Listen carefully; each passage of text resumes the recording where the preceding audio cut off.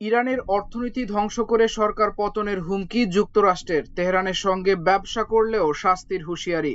যুক্তরাষ্ট্রের নিষেধাজ্ঞাকে অর্থনৈতিক সন্ত্রাসবাদ বলল ইরান। হিজবুল্লাহর উপর নতুন মার্কিন নিষেধাজ্ঞা। সিরিয়ায় ইসরায়েলি হামলার পর তুরস্কের হুঁশিয়ারি। কঠোর নিরাপত্তায় হাসপাতালে নেওয়া হলো সাবেক প্রধানমন্ত্রী ইমরান খানকে। সন্ধ্যায় বঙ্গভবনে রাষ্ট্রপতির শপথ নেবেন মির্জা ফখরুল। ইরানের অর্থনীতি ধ্বংস করে দেশটির বর্তমান সরকারের পতনের কঠোর হুঁশিয়ারি দিয়েছে যুক্তরাষ্ট্র। মার্কিন অর্থমন্ত্রী স্কট বেসেন্ট এই হুঁশিয়ারি দিয়ে বলেছেন, ইরানের অর্থনীতি গুঁড়িয়ে দিতে মিত্র দেশগুলোকে ওয়াশিংটনের পাশে দাঁড়াতে হবে। তার দাবি, এই অর্থনৈতিক চাপ এমন পর্যায়ে নেওয়া হবে যাতে ইরানের বিরুদ্ধে বড় ধরনের সামরিক অভিযান চালানোর প্রয়োজন কমে আসে। একই সঙ্গে ইরানের সঙ্গে ব্যবসা ও অর্থনৈতিক লেনদেন চালিয়ে গেলে সংশ্লিষ্ট দেশগুলোকেও কঠোর মার্কিন নিষেধাজ্ঞার মুখে পড়তে হবে বলেও হুঁশিয়ারি দিয়েছেন তিনি। সংবাদ মাধ্যম বিবিসি বলছে, মার্কিন সম্প্রচার মাধ্যম সিএনএনকে দেওয়া এক সাক্ষাৎকারে বেসেন্ট এসব কথা বলেন। তিনি বলেন, আমরা ইরানের এই সরকারকে পতনের দিকে নিয়ে যাব। এখন আমাদের মিত্রদের এবং বিশ্বের বাকি দেশগুলোর সিদ্ধান্ত নেওয়ার সময়। তিনি বলেন, আপনি হয় আমাদের সঙ্গে আছেন নয়তো আমাদের বিরুদ্ধে। মার্কিন প্রেসিডেন্ট ডোনাল্ড ট্রাম্প হুঁশিয়ারি দেওয়ার পর বেসেন্ট এসব মন্তব্য করলেন। ট্রাম্প বলেছিলেন, ইরানের সরকারকে সহায়তা দেওয়া দেশগুলোকে ভয়াবহ অর্থনৈতিক পরিণতি ভোগ করতে হবে। তবে ট্রাম্প প্রশাসন ঠিক কি ধরনের ব্যবস্থা নিতে যাচ্ছে সে বিষয়ে বিস্তারিত কিছু জানায়নি বেসেন্ট। তিনি বলেন, ইরানের অর্থনীতির উপর পরিকল্পিত চাপের ফলে বড় পরিসরে সামরিক অভিযান আবার শুরু হওয়ার প্রয়োজন কমে যাবে। ইরানের উপর যুক্তরাষ্ট্রের নতুন অর্থনৈতিক নিষেধাজ্ঞার তীব্র নিন্দা জানিয়েছে তেহরান।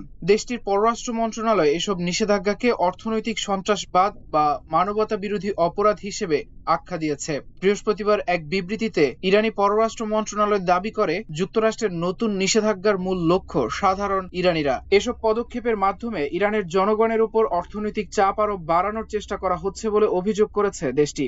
এর আগে মার্কিন প্রেসিডেন্ট ডোনাল্ড ট্রাম্প হুঁশিয়ারি দিয়েছিলেন, কোন দেশ যদি ইরানকে অর্থনৈতিকভাবে সহায়তা করে তাহলে তাদের বিরুদ্ধেও ব্যাপক ব্যবস্থা নেওয়া হবে। ট্রাম্পের ভাষায়, সেই ব্যবস্থা হবে নজিরবিহীন। ইরানি পররাষ্ট্র মন্ত্রণালয় জানিয়েছে, নিজেদের স্বাধীনতা, জাতীয় অখণ্ডতা ও জাতীয় স্বার্থ রক্ষায় তারা বদ্ধপরিকর। যুক্তরাষ্ট্রের নিষেধাজ্ঞা এসব অবস্থান দুর্বল করতে পারবে না বলেও দাবি করেছে তেহরান। এদিকে ইরানকে ঘিরে সামরিক উত্তেজনার মধ্যেই মধ্যপ্রাচ্যে পৌঁছেছে যুক্তরাষ্ট্রের বিমানবাহী রণতরী ইউএসএস জর্জ ওয়াশিংটন এবং এর সঙ্গে থাকা অন্যান্য যুদ্ধজাহাজ। যুক্তরাষ্ট্রের সেন্ট্রাল কমান্ড বা সেন্টকম জানিয়েছে, পূর্ব নির্ধারিত মোতায়েনের অংশ হিসেবে George Washington career strike group মধ্যপ্রাচ্যে কার্যক্রম শুরু করেছে। এর আগে দীর্ঘদিন ধরে মধ্যপ্রাচ্যের জলসীমায় অবস্থান করছিল ইউএসএস আব্রাহাম লিঙ্কন। সেটির পরিবর্তে জর্জ ওয়াশিংটনকে মোতায়েন করা হয়েছে। হিজবুল্লাহর অর্থায়নের সঙ্গে জড়িত একটি কথিত সংগঠনের উপর নতুন নিষেধাজ্ঞা আরোপ করেছে যুক্তরাষ্ট্র।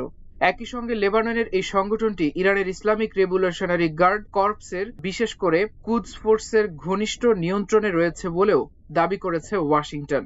মার্কিন ট্রেজারি বিভাগ জানিয়েছে, হিজবুল্লাহকে সন্ত্রাসী সংগঠন হিসেবে চিহ্নিত করার বিবরণে এখন বলা হবে সংগঠনটি ইরানি শাসনের স্বার্থে ইরানের আইআরজিসির কমান্ডে কাজ করে।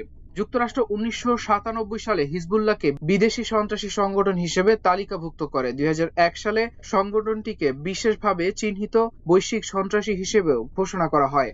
মার্কিন পররাষ্ট্র দপ্তরের এক কর্মকর্তা বলেন, নতুন এ পদক্ষেপের মাধ্যমে হিজবুল্লাহকে ইরানের একটি প্রক্সি সংগঠন হিসেবে স্পষ্টভাবে চিহ্নিত করা হচ্ছে।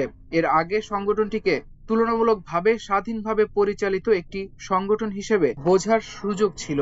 ওই কর্মকর্তা আরো বলেন, হিজবুল্লাহ লেবাননের সার্বভৌমত্ব, জনগণ ও রাষ্ট্রের প্রতি খুব কমই গুরুত্ব দেয় বা কোনো গুরুত্বই দেয় না। নতুন নিষেধাজ্ঞার আওতায় 10 জনকে রাখা হয়েছে। তাদের বিরুদ্ধে হিজবুল্লাহর কাছে অর্থ হস্তান্তরের একটি নেটওয়ার্কে জড়িত থাকার অভিযোগ রয়েছে। মার্কিন ট্রেজারি বিভাগ দাবি করে, এই নেটওয়ার্কের সদস্যরা লেবানন, তুরস্ক, সংযুক্ত আরব আমিরাত ও ইরানের মধ্যে বাণিজ্যিক বিমানে যাতায়াতকারী কুরিয়ারদের মাধ্যমে বিপুল পরিমাণ নগদ অর্থ হস্তান্তর করেন। সংগঠনটি বিভিন্ন দেশের মধ্যে শত শত মিলিয়ন ডলার পর্যন্ত অর্থ সরিয়ে থাকে বলে অভিযোগ করেছে ওয়াশিংটন।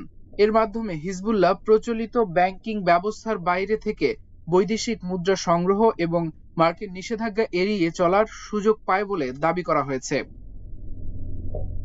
সিরিয়ায় ইসরায়েলের সাম্প্রতিক হামলার পর তীব্র প্রতিক্রিয়া জানিয়েছে তুরস্ক। দেশটির অভিযোগ, ইসরায়েলি প্রধানমন্ত্রী বেনিয়ামিন নেতানিয়াহু মধ্যপ্রাচ্যে আরও অস্থিতিশীলতা তৈরি করার জন্য একটি ফাঁদ তৈরি করছেন। তবে তুরস্ক সেই ফাঁদে পা দেবে না। তুরস্কের প্রেসিডেন্ট দপ্তর থেকে গত বৃহস্পতিবার দেওয়া এক বিবৃতিতে বলা হয়, নেতানিয়াহুর মতো ব্যক্তির ফাঁদে পা না দেওয়ার জন্য তুরস্কের যথেষ্ট অভিজ্ঞতা রয়েছে। নেতানিয়াহুর লক্ষ্য হলো এই অঞ্চলের শান্তি ও স্থিতিশীলতা নষ্ট করা। গত সপ্তাহে সিরিয়ার ইদলিবের আবু জহুর বিমান ঘাঁটিতে হামলা চালায় ইসরায়েল। ইসরায়েলের দাবি ছিল ওই ঘাঁটিতে তুরস্ক তাদের সেনা মোতায়েনের চেষ্টা করছে। তবে তুরস্ক ও যুক্তরাষ্ট্র দুই দেশই এই দাবি প্রত্যাখ্যান করেছে।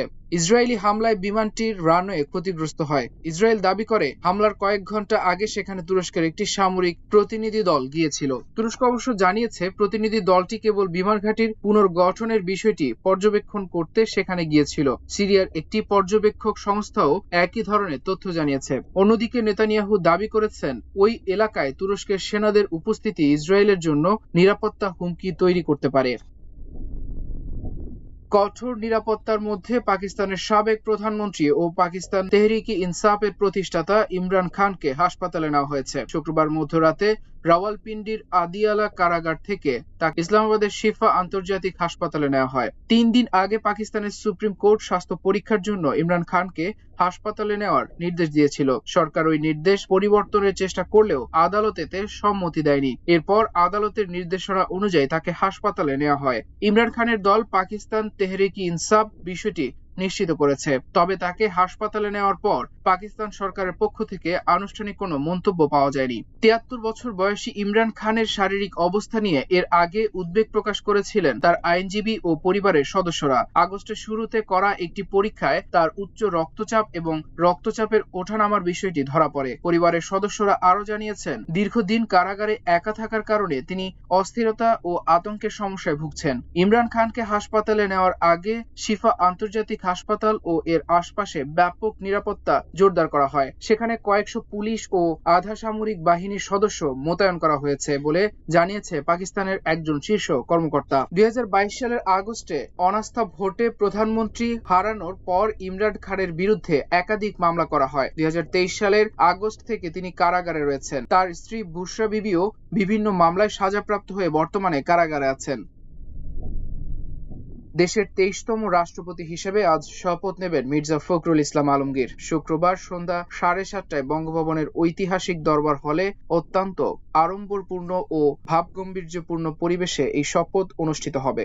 নবনির্বাচিত রাষ্ট্রপতিকে শপথ পড়াবেন জাতীয় সংসদের ভারপ্রাপ্ত স্পিকার ব্যারিস্টার কায়সার কামাল। নবনির্বাচিত রাষ্ট্রপতির শপথ অনুষ্ঠানে বিদায়ী রাষ্ট্রপতি, প্রধানমন্ত্রী, স্পিকার, প্রধান বিচারপতি, সাবেক রাষ্ট্রপতিবৃন্দ, মন্ত্রিপরিষদের সদস্য, বাংলাদেশে নিয়োজিত বিভিন্ন দেশের কূটনৈতিক, উচ্চপদস্থ সরকারি কর্মকর্তা ও বিশিষ্ট ব্যক্তিবর্গ উপস্থিত থাকবেন। এদিকে শপথ অনুষ্ঠান ঘিরে শুক্রবার বিকেল ৩টা থেকে রাত ৯টা পর্যন্ত বঙ্গভবনের আশপাশের এলাকায় গাড়ি চলাচলে কিছু নির্দেশনা অনুসরণ করতে অনুরোধ জানিয়েছে ঢাকা মহানগর পুলিশ ডিএমপি। তবে বঙ্গভবনে আসা আমন্ত্রিত অতিথিদের ক্ষেত্রে এ নির্দেশনা প্রযোজ্য হবে না। এর আগে বৃহস্পতিবার রাষ্ট্রপতি নির্বাচনে ৩৪৩ ভোটের মধ্যে ২৫৫ ভোট পেয়ে জয়ী হন বিএনপির প্রার্থী মির্জা ফখরুল ইসলাম আলমগীর। তার প্রতিদ্বন্দ্বী ১১ দলীয় ঐক্যের প্রার্থী কর্নেল অবসরপ্রাপ্ত অলি আহমদ বীর বিক্রম পেয়েছেন ৮৮ ভোট।